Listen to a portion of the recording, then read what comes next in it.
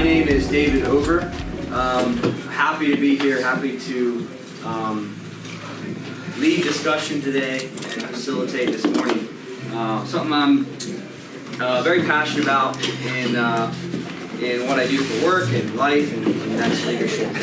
I've had a really good example from my parents on leadership, and so I'm just happy to be here today. So let's open up in prayer and we'll go from there. So, Heavenly Father, thank you for this wonderful day.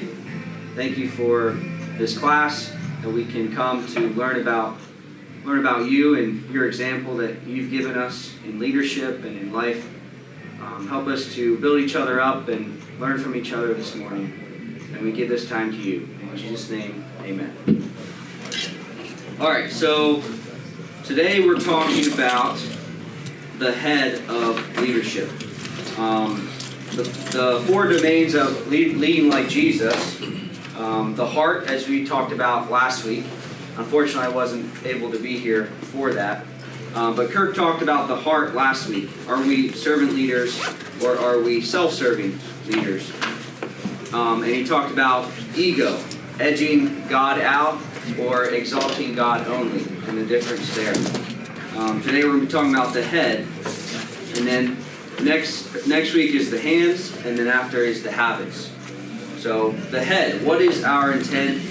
What's motivating us really? What are your beliefs and viewpoints about leadership? So one thing that in life, you have results, right? So whatever that may be, you have results wherever you're at in life, okay? So with your results, starts with thinking, actions, results. So you have the three here: thinking, actions, results. All right? So many times people, they look at their results and they're not happy. If you're not happy with their results, what do? They go and try to change what they're doing, their actions. I'm not happy with where I'm at. I'm not happy with those results. I'm going to do something different. And then they just continue to be frustrated because the results are the same or they don't change. In order to truly change your results, you have to go back to the way that you think. And that's the point here is about the leader's belief system and perspective on leadership. So today we're going to learn a little bit about perspective on leadership and what the book talks about. But life and leadership are all about choices. Choices are made based on your values, whether you admit it or not. If you want to change your life, embrace the values of Christ, the servant leader. So, what words come to mind when you guys think about leadership? Give me some words. What do you think about, when you think about leadership, what comes to mind? Hard. Hard. Good. What else? Motivating others.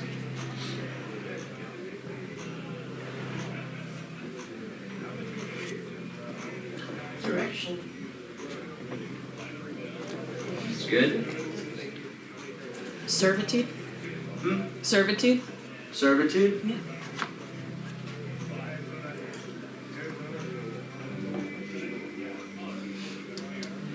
Responsible. Goals? Responsible. Responsible?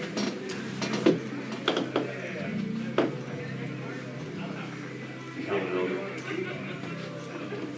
That's good.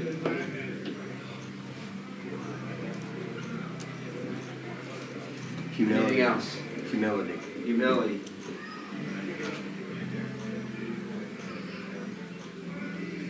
That's good. Looking at those words, thinking about leadership, is there any commonality that you see between those words?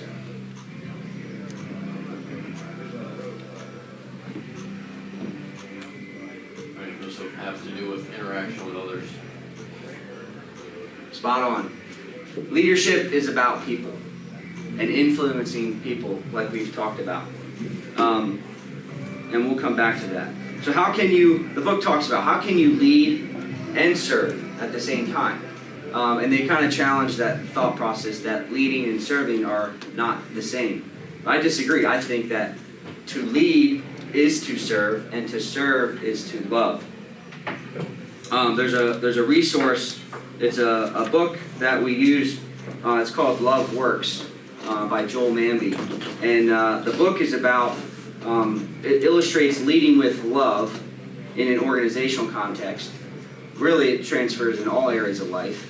Leading with love, and he talks about the verse 1 Corinthians 13. Love is patient, kind, trusting. But he talks about that in the sense of Joel Manby was a CEO for several different companies, and he created a culture of love and leading with love in his areas of work, and it transformed everything. And he used 1 Corinthians 13 for that. So today we're going to do a little exercise and have a little fun. If you know anything about me, I am very competitive. So we're going to have a little fun here. So I'm going to hand this out to you guys, and then we're going to do a little exercise. So there's pens at the table if you don't have one.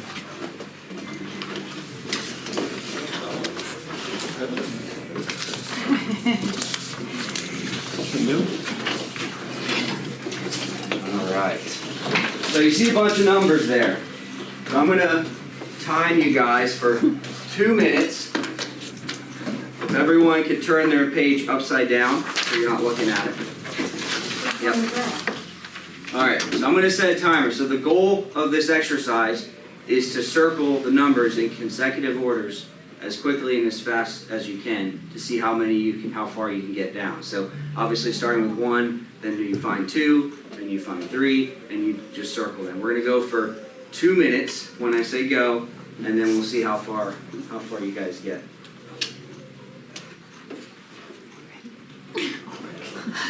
All right, ready, set, go.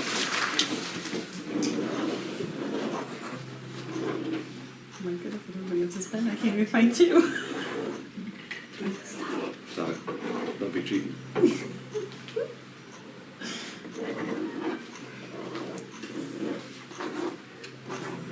this a chart? Is all the numbers on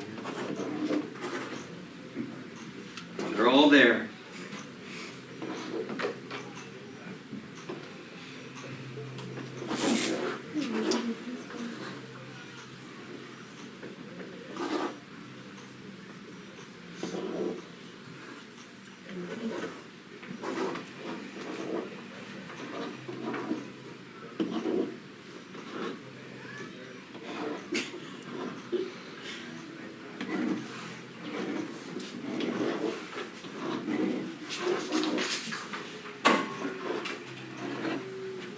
Halfway there, 1 minute. That's encouraging. Making sure you're awake.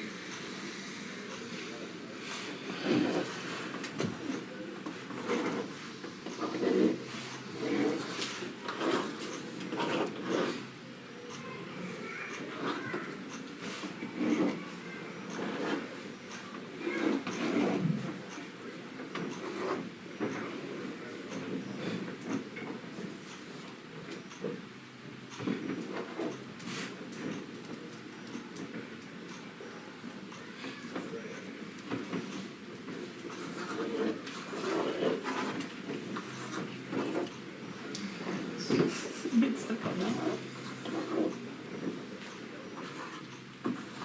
10 seconds.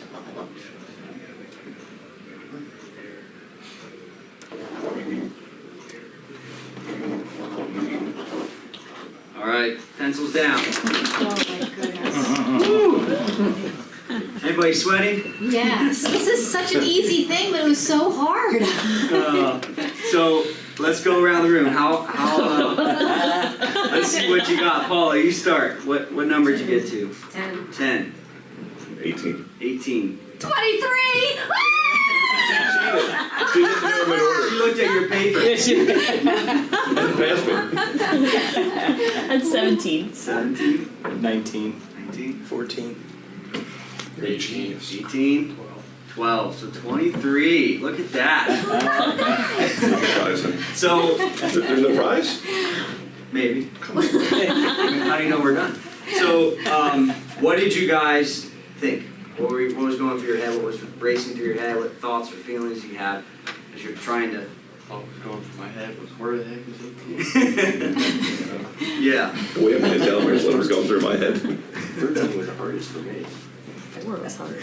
Yeah. So, we're gonna do this exercise again, but this time, if you look at your piece of paper, there's 4 dots. The top, the bottom, the left, and the right. There's quadrants, alright? So just like this. So go ahead and connect those dots. From the top, straight down to the bottom, should be that dot near the 9, and connect it down by the 15. And then left to right, it's the dots near the 12 and the dots near the 58 or 47. So you should have a quadrant that should look just like this. Everybody have that? Alright. Now we're going to do this again, but this time a little more direction. If you look at the quadrant here, it goes in order. 1, 2, 3, 4. Right? 5, 6, 7, 8, 9, 10, 11, 12. Alright? So now you have a little more direction. Okay? So this time, turn your papers over. When I say go, you already have some circles, so you should be able to at least get to 18, right, Dave? If I get worse than 18 this time, we got big But trouble. you still have to go in order. So start with 1, but you know you're doing the quadrant. 1, 2, 3, 4, in that order. Every time you're looking for that next number, it's in that next quadrant, okay? Do you want to jump in on here? Sure. So we went through without anything, and you were kind of looking all over for it, so. I'll catch you. Yeah. Connect your dots. So this time, when you start, instead of circling them, just put an X through it. Because you already have a circle through, so to differentiate, just put an X through as you're going through. Okay. And then the goal here is now that you should see how farther you can get with a little more clear direction. So, let's reset the timer. Ready, set, go.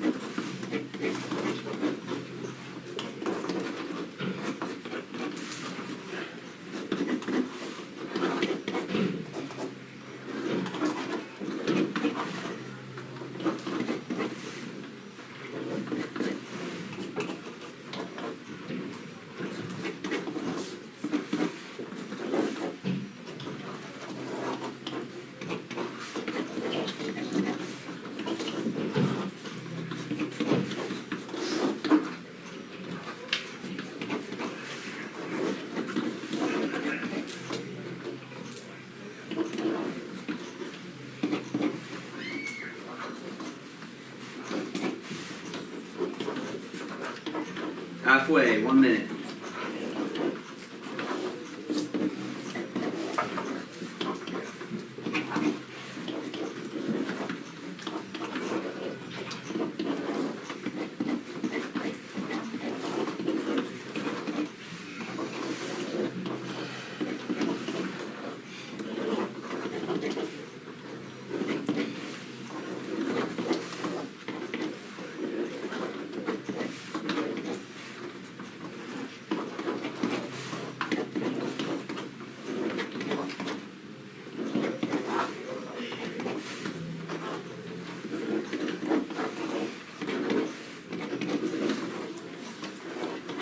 Five seconds.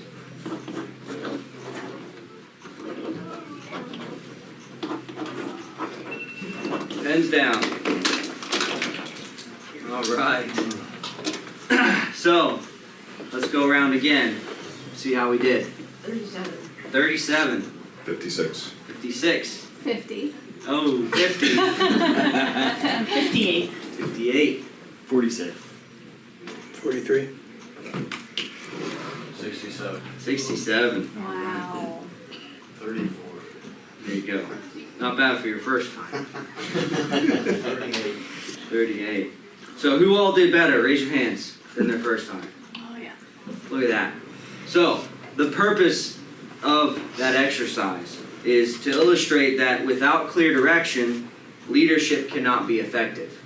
The first time, you all had very different results, right? Some different, higher, lower, whatever. And the result of your actions is maybe a little bit chaotic, not knowing where things are at. With a little clearer direction, you guys got that much further. So, again, without clear direction, leadership cannot be effective. It doesn't matter. But John Maxwell says, leaders see more and before. A leader is one who sees more than others see, who sees farther than others see, and who sees before others do. A leader is one who knows the way, goes the way, and shows the way. And leadership is about going somewhere. Effective leadership begins with a clear vision for your personal life, your family life, church life, and organizational life. The importance of setting the vision. So that's what we're going to talk most today about is the vision and setting the vision. But it talks about in the book the 2 roles of servant leadership. Does anybody know one or two of the 2 roles of servant leadership that the book talks about? Visionary role and implementation role. So a visionary role is setting the course and destination, doing the right thing the right way. And an implementation role is doing things right with a focus on serving people and serving. So creating a vision of where you want to go and creating values that help guide you to that vision. In the book it says, no organization will rise above the passion of its leader. So what does that mean? What does it mean that no organization will rise above the passion of its leader? Any thoughts there? That the guidance of somebody that's going to take them there. There's nobody that's going to just go by and say, you know, we got this. You need the leader that says, this is where we got to be, and this is how we're going to do it. So do it together. Mm-hmm. Absolutely. So there's 3 parts of a compelling vision. Who you are, where you are going, and what guides your journey. So your life purpose, your picture of the future, and your core values. So let's talk about hope. I really appreciate this about hope. So 3 questions. How long have you attended Hope? 2 years. 2 years. We've been here almost 20. 20. Probably 12. Okay. About 2 years. 15? 15? 3. 7. 7. Oh, my wife and I are about 2, I believe. 2 years. What draws you to Hope? Anything? Why do you come here?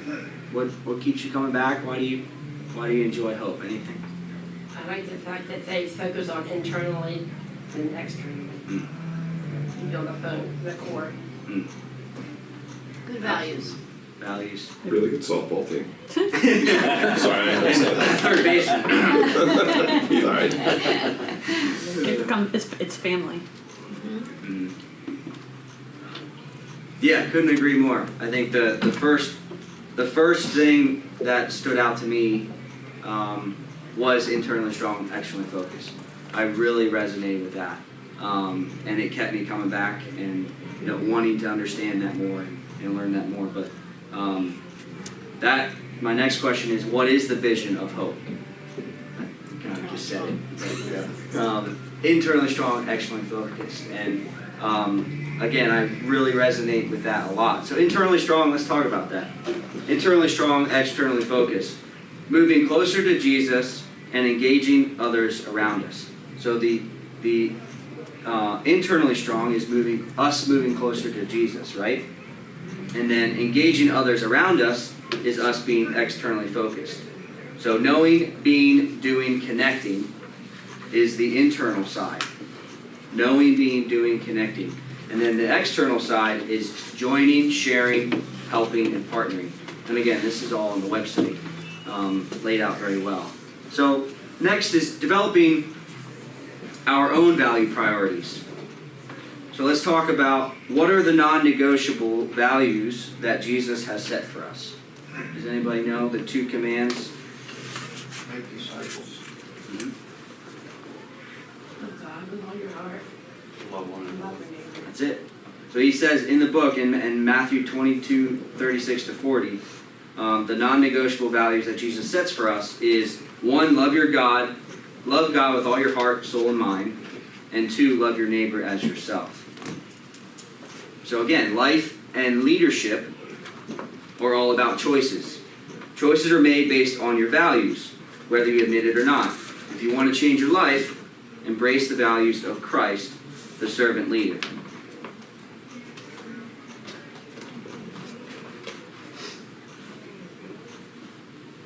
So family history and vision.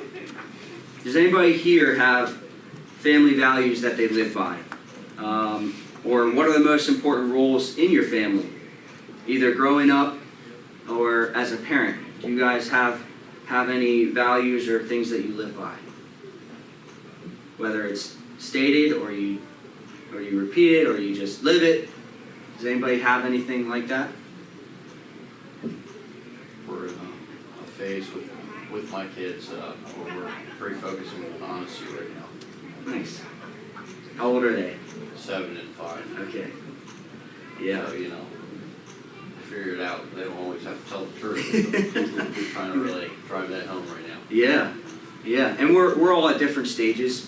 We all either have kids at home or they're out of the house now. Or for me, I have 2 little ones. Brooklyn is 28 months and Bryson is 11 months old. So they're both fully dependent on us still, and it's chaotic. It's crazy. So, but I've had the privilege of growing up with parents who have modeled and taught us how to be independent servant leaders, and they modeled that first for us to see, and so grew up. There was 5 of us kids, and I'm the 4th of 5, so I have 3 older siblings. And we actually grew up, my parents would pay us allowance. They'd pay us $20, $50, depending on how big the book was, to read a book and write a review on each chapter growing up. So we'd pick a book just like this, and we would write a review of each chapter, and then we'd hand it in to them after, and then they'd give us $25. I think one of the first books I read was 25 Ways to Win with People. And that's John Maxwell, just how to interact with people and get the best out of them and yourself and positively interact. So my parents put together their own value system for our family, and they called it the Ober family legacy. There's 10 things, and I'll just read through what those were. The Ober family legacy. So start starting and quit quitting. 1, have a growing, vibrant relationship with God, all in. That's from Mark Batterson, if you know Mark Batterson's All In book. Number 2, be a servant leader, serve others. Live with purpose and never quit. Guard your heart. Be loyal, love always, forgive often, and be an example to your spouse, children, extended family, and those closest to you. Have an excellent attitude and work ethic. Always give your personal best. Be a person of character and integrity. Live on principle. Be a good manager of money. Invest wisely. Be authentic. Be real. Be a hungry reader of the Bible and great personal growth leadership books. Feed your mind. Have godly, respected mentors. Always PDCA, which is plan, do, check, adjust. And always remember that the door to success always swings on the hinges of opposition. Finish well, Dad and Mom Ober. So that was gifted to us in 2013, and it's a plaque, and I was a year out of high school at the time, and it was when my wife and I moved into our first home. That was the first thing that I put and hung in our home was that plaque, and so I'll never forget that. And again, I've been able to been modeled that in my life, and it's been a huge blessing. So the current state of my family, as I shared, 2 kids, 2 and under, and it's a struggle, if I'm being honest. It's not easy. It's very tough. There's days when it's really difficult. And my wife and I, it's funny. We went to a pizza shop. I think it was Friday night, and they were short staffed, so they had minimal staff there, and they ended up sitting us in the front, kind of by ourselves,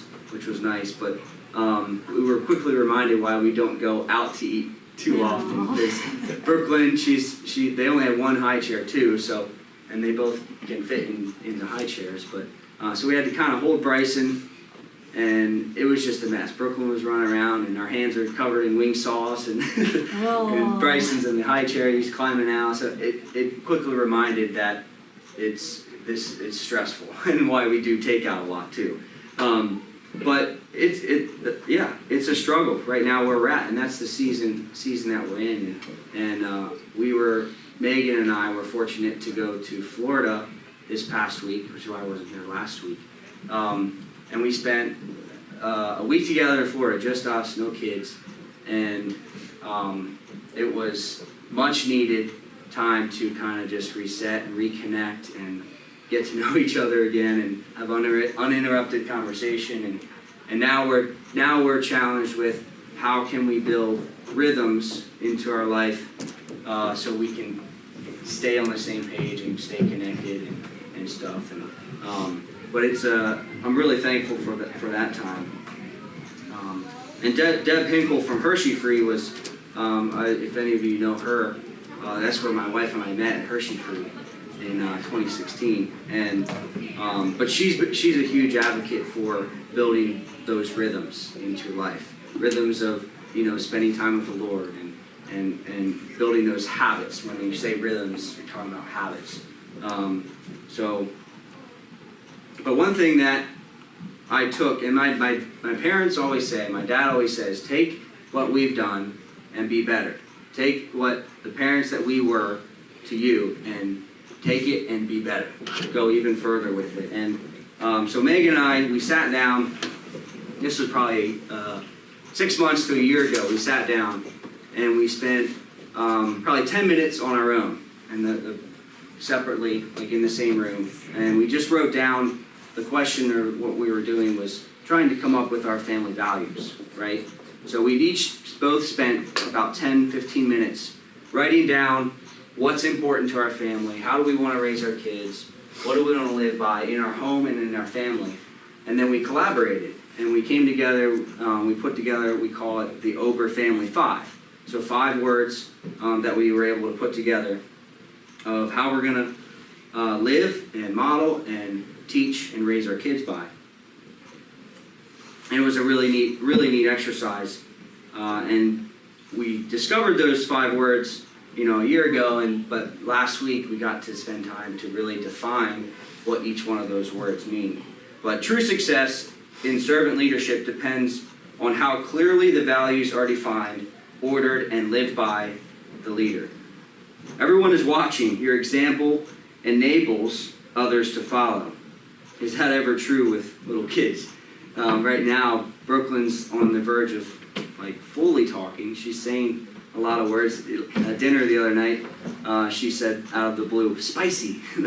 I love hot wings and stuff, so she randomly said that, and it was really neat. But they are watching.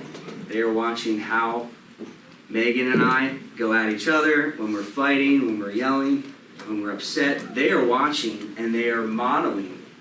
It was funny, and my wife's not here, but she would say the same thing. We were barking at each other in the kitchen, and Brooklyn's in the kitchen with us, and she's watching us go at it with each other and yell at each other, whatever. And we got heated a lot because we're both very passionate, and that's okay. But we are understanding that they are watching, and they are going to do and model what we model. So if we get loud and yell, what is she going to do? So we stopped mid-argument and looked over at Brooklyn, and she's watching, and then she starts going, da, da, da, da, da, to us, imitating us. And it's so real, and it's right in our face. So understanding how we talk, what we say, the words we choose, the actions, they are and will be a model or of who we are. So everyone is watching.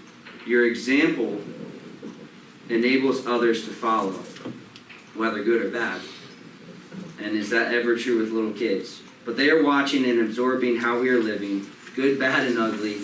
They pick up and act the way we act.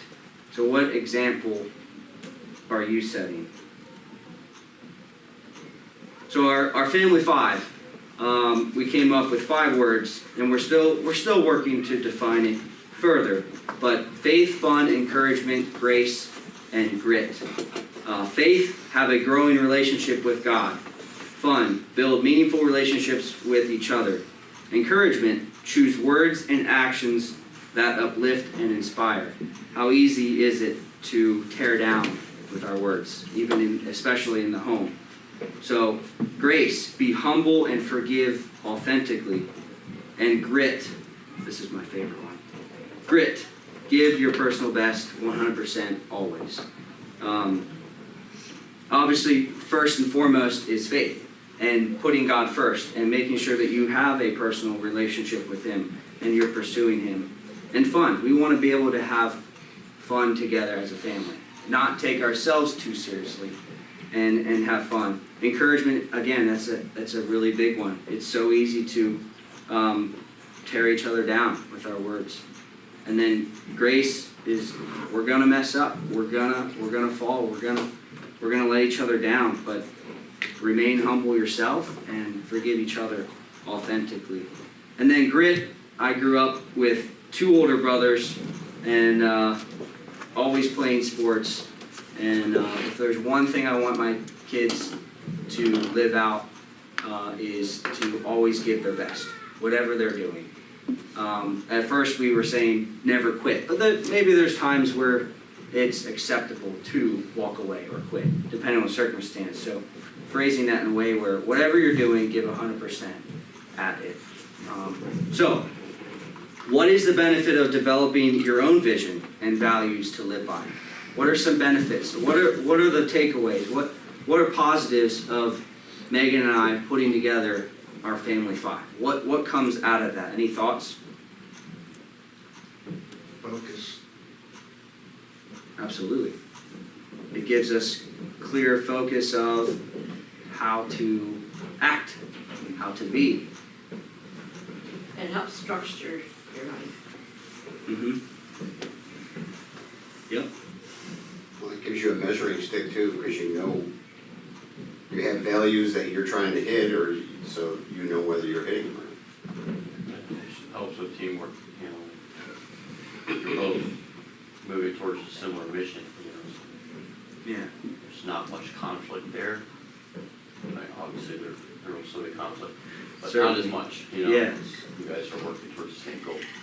Or when there is conflict, with this in mind, if this is always at the forefront, if we're speaking it and we're living it and it's on the wall, when we do have conflict, or when I am tearing down with my words, and Megan can call me, my wife can call me out on that, say, you're not being encouraging.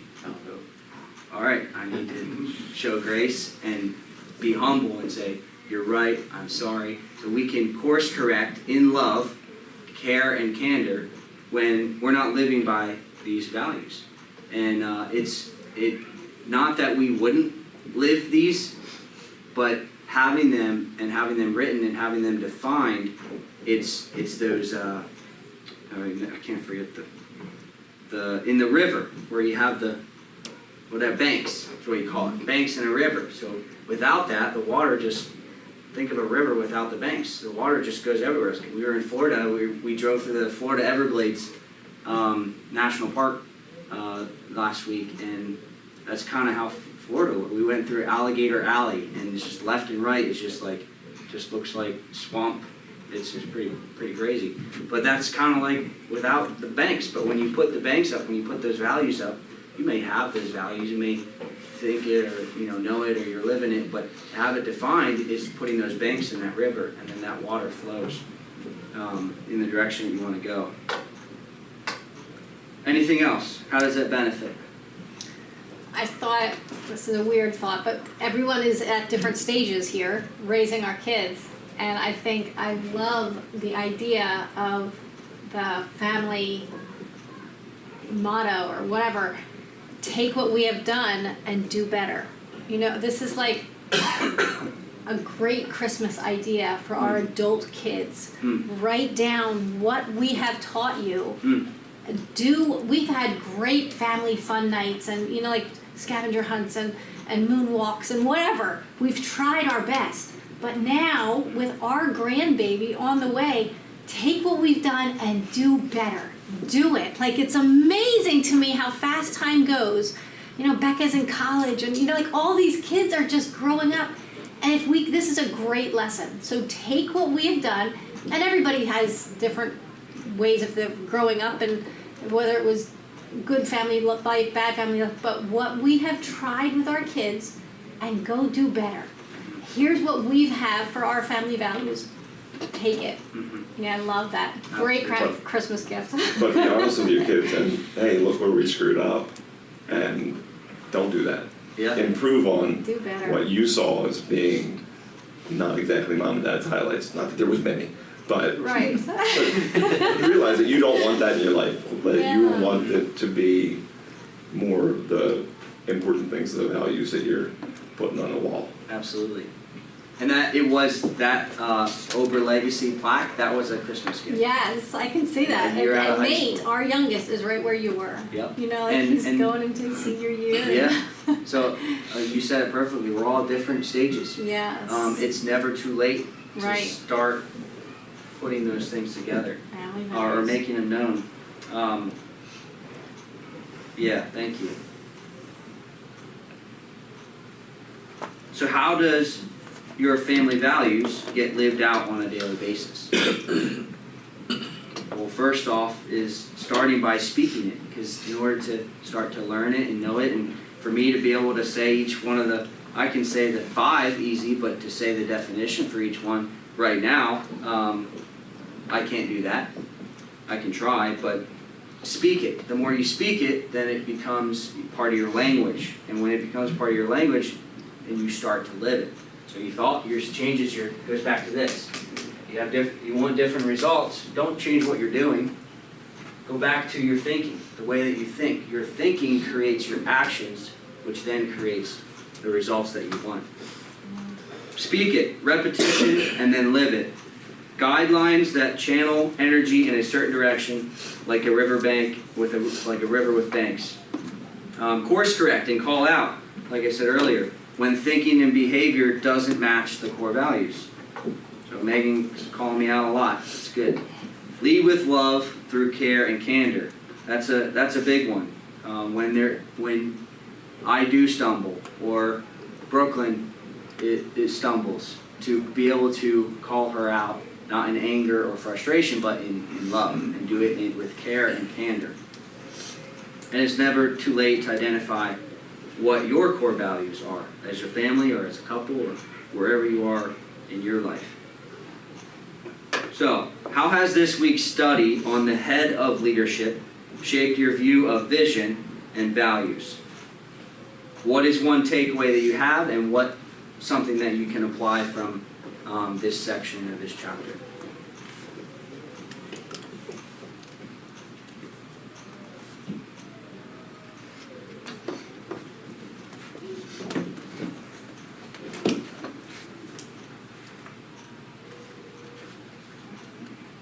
For me, it comes down to leadership and serving, separate but one. Absolutely. In our at our work, we have in the lunchroom posted, "Everyone can lead because anybody can serve," and that's what it is. Everybody's a leader, and anybody can be a leader because anybody can serve. Any other takeaways from the head or the visions and implementation values? I never thought about it before, but the difference between the goal and the vision. You know, and so the goal, I think something, the specific event that once achieved becomes a piece of history. So you don't want that. you want the vision to keep on going. I think he mentioned something like a president and Martin Luther King. And so the Martin Luther King had a vision, Yeah, and things changed, and John F. Kennedy. the goal was getting to the moon, right? Yeah, Yeah, goals end, and Right. goals change, but a but vision. the vision keeps on going, Yeah. I guess. Yeah.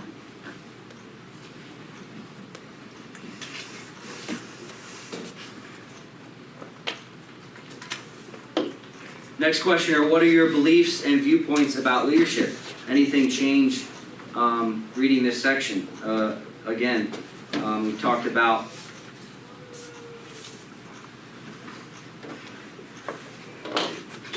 that the head is, what are your beliefs and viewpoints about leadership? So reading this section, has anything changed, or you realize, you said goals versus vision and the difference. Vision seems like a big thing, or like it's abstract, or what is vision? What does that mean? But it's where you want to go. It's where you want to go, not as a goal like getting to the moon, but who do we want to be? Focus on be goals rather than maybe do goals, because if you grow yourself and you focus on be goals, you're going to get the goal, the do goals.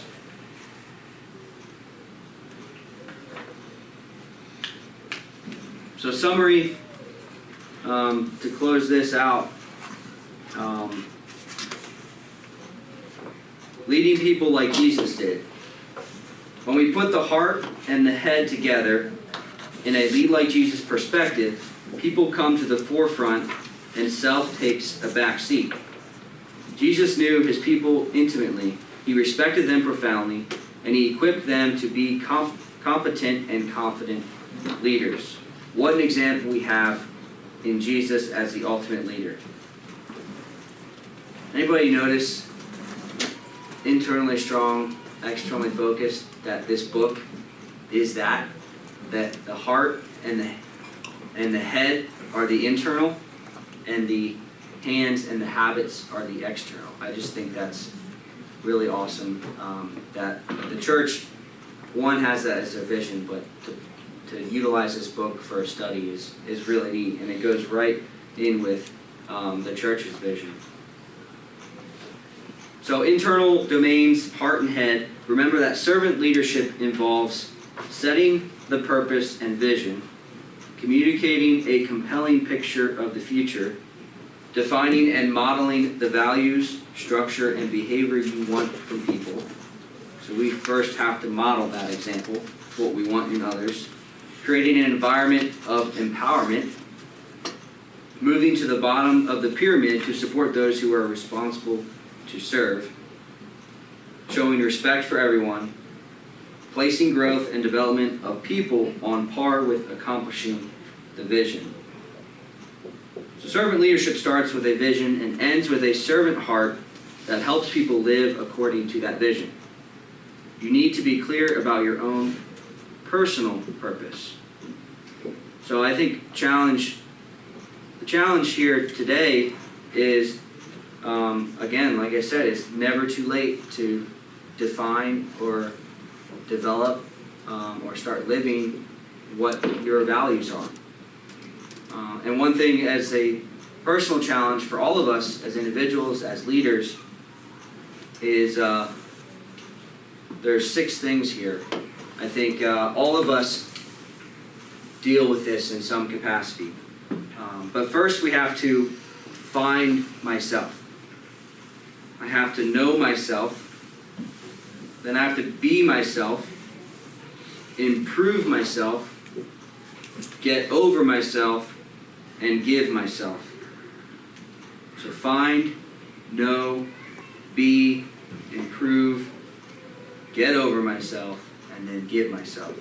Where are you at in that journey? Where are you at on that scale? Do you need to find yourself? Do you know who you are? Do you know whose you are? I found myself when I stopped trying to be like anyone else. I found myself. I know myself when I asked myself questions and gave honest answers. Start to be yourself. You find yourself, know yourself, accept yourself. Now start to be yourself. Accept the way God made you. Now that you found yourself, you know yourself, you're being yourself, start to improve yourself. Consistently develop, learn, and grow. And once you're improving, get over yourself. For me, it's get my eyes off myself. I have to say that every day, or things go south. But get over myself. Stop focusing on me and how I look to others. Get over myself. And then finally, give myself. Started thinking about others and how I can help them. So we all may be at different spots. Maybe you know yourself. Maybe you're being yourself. Where are you at in that journey, in that scale? I think I can look at all 6 of them and say I can improve. I can know myself a little bit better. I need to be myself. Stop thinking about what others think. Get over myself is a daily thing for me.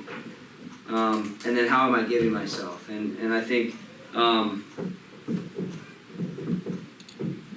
with internally strong, externally focused, how are we, each one of us, living out that vision of being internally strong and externally focused? I think of someone in this room kind of nudged me to get involved with youth group on Tuesday nights. Was over at their house for tacos, and that's being externally focused. And without him nudging me, I'll call you out, Dave. Oh. Thank you. Without him nudging me to, getting involved and serving, I probably wouldn't be helping out on Tuesday nights. And it's a huge blessing, not for the kids, but more for me. And I'm really thankful for that. But how are we being internally strong so we can focus externally and on other people? And that's what this is all about. So that's all I have. Does anybody have anything that they want to share? I know there's just a couple extra minutes, so I have one more thing I can go over. But does anybody have anything they'd like to share? One of the things I thought that was interesting, how they take the triangle and you're setting the goals or whatever, and then you invert the triangle then as the leader. What you're doing then is pouring into the people so they can make that happen. And as you think about that, we're always looking for more leaders. But I think as you're doing that, the side effect is you're creating leaders, because if all those people have all the tools that they need because you're pouring into them. This is how you handle this is how you do this is whatever, I'll give you this. Whether they realize it or not, they're becoming leaders or capable of being a leader. So which is what you want to do. You want to keep generating leaders as you go along, so it's not like, oh my goodness, that person left. What do we do now? There's no one to fill their shoes. So if you're taking that model and really pouring into people and you're not, I think some of us keep doing the things that we do because we do them well and don't teach anyone else just because it's easy to just keep going, right? But if we're sharing that knowledge and equipping people to, help us with whatever and actually take the time to do it, we get so bogged down with the whole time thing. It has to be done fast, so I'll just take care of it myself. But if we're sharing all of our skills and there's more people who do it and there's not this vacuum when some life happens and someone does leave or disappear or whatever, you're automatically regenerating an entire leadership group, which is brilliant. And it even works in the home, because if you're training your children that way and you go down and you're sick or whatever, or on crutches because you were playing pickleball, someone else can take care of whatever, because you've trained them how to do the dishes and how to cook dinner and how to do the laundry and all that stuff. It's not, oh, mom's sick, oh no, the world is going to end, whatever. Yeah, we struggle with that in our house too, and it's the one thing that my wife and I hold each other accountable. It's like, my kids want to help. I'm like, I need to get this done, and they don't do it right anyway. And it's like, yeah, but how are they ever going to do it right if they don't do it wrong first? Absolutely. Mm-hmm. You have to get past it'll be faster just to do it Right. ourselves. Yeah. That's where the accountability comes into play. Well, fast is such a thing in our society. Like, everything's Right. fast. You have to get everything fast, and you really have to get past that, because it's just, learning's just not fast. Yeah. It's just, it takes time and it takes do-overs. There was one there's so much work that goes into what we do for my productions, and there was one dad who brought his son, one of our cast members. It's one of his first years being in the show, and we were building stuff. I was in awe of his patience in teaching him how to do it. Like, again, it wasn't fast, but he was right. He's like, come here and look at this and see how this works and whatever. It was so cool because, Wow. yeah, we in my household definitely fall into the, let's just get it done quick. Like, everybody, I just want to get Yeah. it done quick, right? So if you don't know how to do it, Yeah. it's frustrating because it takes time to learn how to do things. But Yeah. yeah, it was awesome Yeah. to see that. Yeah, we talked a lot today about the family and life role versus organizational, and because I think that's where I need to grow the most is that family. And like I said, we're new parents still, and we're still learning and figuring things out. So if there's one thing that I'm looking to get away from this book is to apply it to my family and life role. I have. For my organizational life, my work, I talked about my family a little bit. We have a family company. My dad started in 1989, and all 5 of us kids are involved. And so a family operated, owned company. It's a commercial cleaning and staffing company. We have two companies that we own and run. And we're in 11 states, about 500 employees. So you talk about empowerment and delegate to elevate is very much so these things is why I was raised the way we were is to be servant leaders and so I just want to go over our purpose in Core 4, our company's purpose in Core 4 because it's really neat. We're in business 34 years older than I am, and we just came up with our values and defined them 2 years ago, less than 2 years ago. And it's incredible. We had a consultant come in and he sat us down at one of our offsite meetings, and he had each of us, just like the exercise I did with my wife, which is how I learned how to do that. So for our company, he had each one of us, or 6 of us at the table, each one of us individually, right? Think of our top leaders, top managers in our company, and the qualities and examples that they live by. And we wrote names down, and we wrote qualities down, and we then collaborated and wrote names and brought it all together. And then we picked basically the common things and the 4, we call it our Core 4. Own, empower, serve, and grow. But our purpose statement, our reason for being as a company, is serving others, building partnerships. And then our Core 4 is our values and guiding principles, which is own, empower, serve, grow. So own, we do whatever it takes. Empower, we lift each other up. Serve, we think of others first. And grow, we never stop learning. And the beautiful thing of those values is we've been living them. We've already been living them for a while. We just pulled them out of our people and defined them and put it on paper.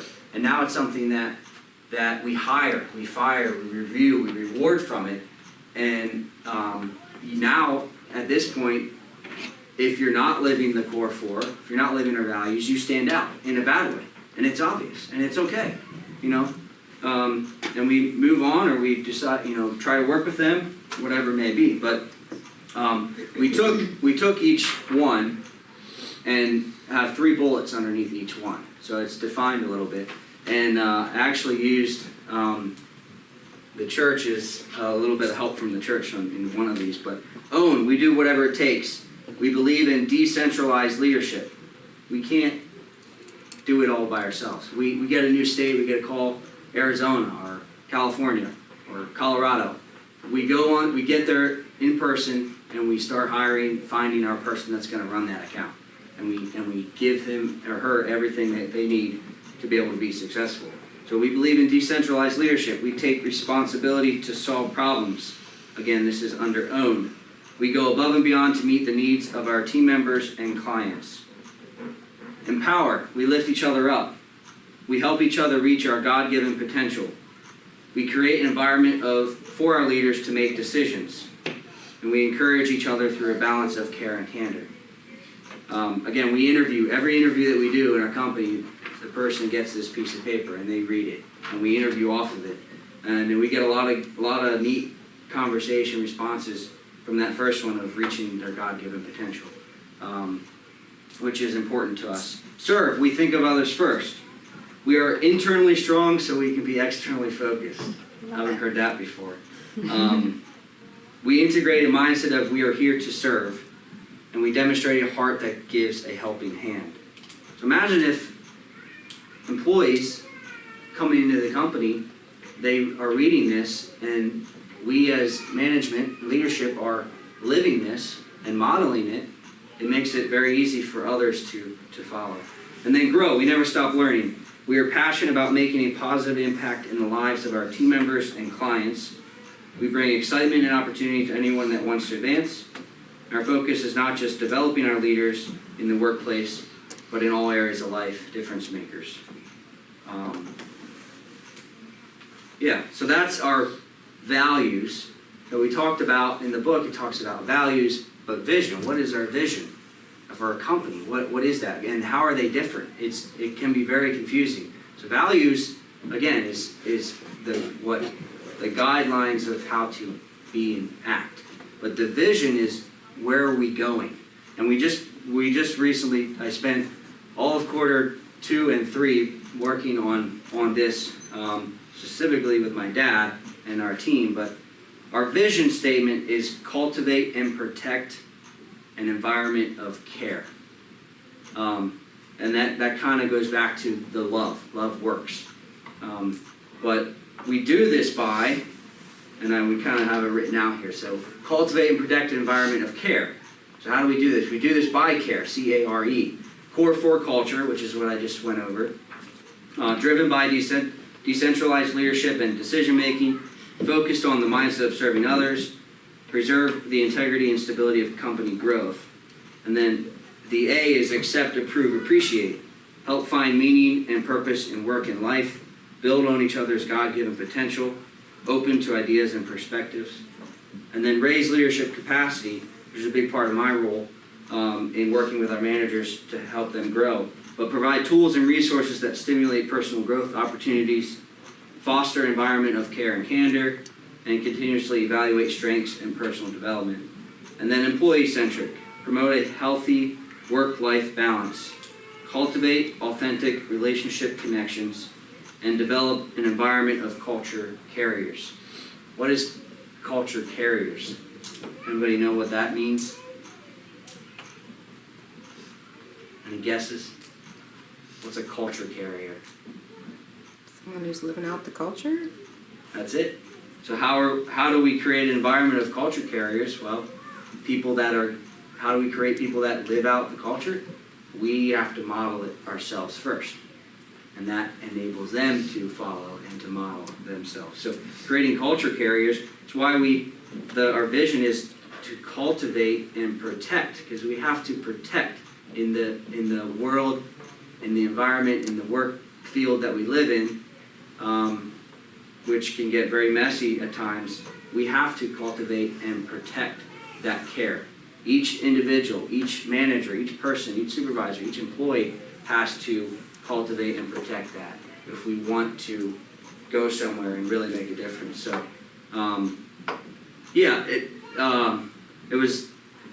I volunteered to teach this class, and I didn't know that I'd be speaking on vision and values. Maybe Kirk and Joe did, but because I've had conversations with them, but it fits right into my wheelhouse and my passion and what I do for a living on the work side. But I don't want to just be successful there, and make a difference there. If I'm not making a difference with my family, then what am I doing? So that's where I want to get out of this book, is how can I apply some of these things to my family to raise godly children who love the Lord and who serve and who go out and make a difference. Because it's what my parents did for me and for us kids, and now I gotta be better. So, hope there's a takeaway from today. I know I'm certainly challenged. Again, if there's one thing, just go back to go back to that, find yourself, know yourself, be yourself, improve yourself, get over yourself, and then give yourself, so. Thank you. Awesome. Thank you. Thank you. Yes.